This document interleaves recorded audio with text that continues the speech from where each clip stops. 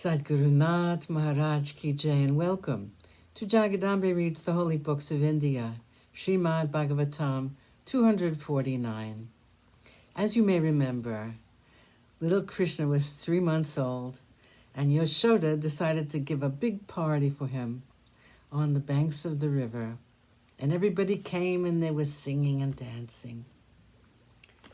Yashoda looked at her son and found that he looked tired out and sleepy because of the bath and the excitement of the day. She therefore placed him in a cradle, which was placed under the cart in which they had come to the river bank. She was sitting with all her friends and did not notice that the child had got up after a while. He cried and no one paid attention to him. He became very angry, and with his little legs more tender than the creeper clinging to a tree, he kicked the cart whereunder he had been placed. There was a great noise, and the people saw that the cart had fallen far away, as though it had been flung away. All the vessels and pots which had been placed in it had been either broken or crushed, and the wheel had come off the cart. The cart had fallen on its side. No one knew what had happened. Some of the little boys who had been there said that the child had kicked the cart, and this was the result. The people did not know how it could be possible for such a small child to perform such a feat. They thought for a while, and the mother gathered the child in her arms, thanking God that nothing had happened to her darling. No one knew that Kamsa's henchman was an asura by name Shakata. He had come to Gokul, and he had entered the wheel of the cart with the intention of running away with the child and later killing him.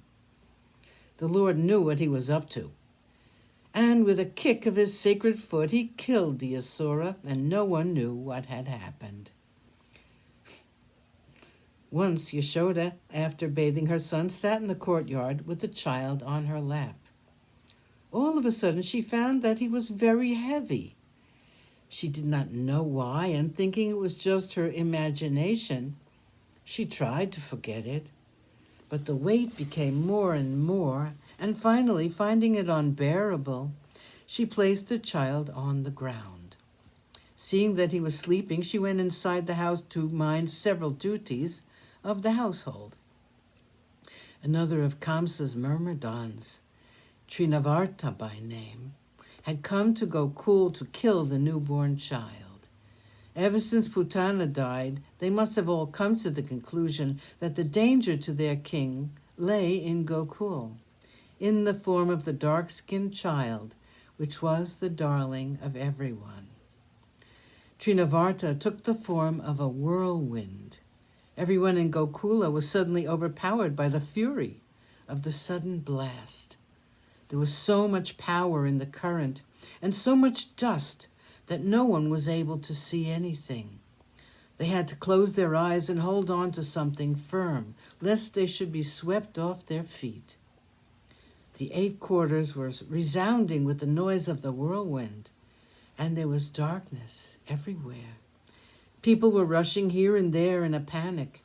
Suddenly the fury of the wind abated. They could now open their eyes.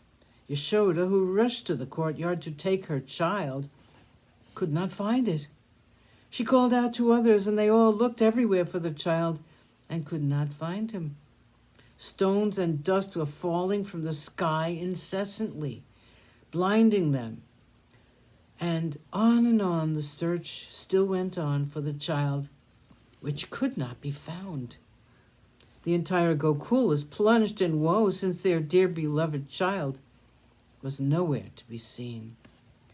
Trinavarta, in the meantime, had carried the child far away high in the sky. His aim was to rise as high as he could and then to dash the child to the ground and thus kill him. The child, however, had become very heavy, so heavy that he found it impossible to lift the child. He tried to drop it, but he could not. Sadguru Nath Maharaj Ki Jai. Thank you for coming. I hope you come again.